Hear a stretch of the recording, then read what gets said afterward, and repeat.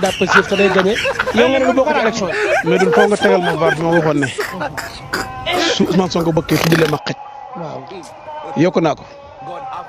Bassirou Diomaye Faye. waaw su bokkee. waaw ulal xaj yow seen kër ngeen tuddee ma ko loolu gën a dee. Bassirou Diomaye Faye. waaw su bokkee. waaw ulal xaj yow seen kër ngeen tuddee ma ko loolu gën a dee. Bassirou Diomaye Faye. waaw su bokkee. waaw ulal xaj yow seen kër ngeen tuddee ma ko loolu gën a dee. Bassirou Diomaye Faye. waaw su bokkee. ulal xaj yow seen kër ngeen tuddee ma ko loolu gën a dee.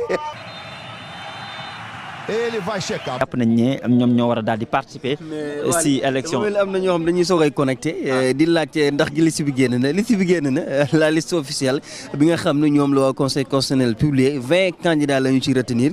Karim Meïssa Wade la ñu génnee ci ñi nga xam ni nekkoon nañu ci 21 candidats yi recours Ousmane Sonko bi dañu ko daal di rejeté loolu mooy li nga xam ni jot na fi tukkee pour ñi nga xam dañuy soogay connecté liste bi nii la tëddee Boubacar Camara Cheikh Tidiane Dièye Déthié Fall professeur Daouda Ndiaye Habib Sy Khalifa Ababacar Sall Anta Babacar Ngom Amadou Ba Rose Wardini Idrissa Seck Aliou Mamadou Dia Serigne Mboup Pape Djibril Fall Mamadou Lamine Diallo Mohamed Boun Abdallah Dionne El Hadj Malick Gakou Aly Ngouille Ndiaye Elage Mamboy Diawo Bassirou Diomaye Diakhar Faye Bassirou Diomaye Diakhar Faye Bassirou Diomaye Diakhar Faye Bassirou Diomaye Diakhar Faye Bassirou Diomaye Diakhar Faye.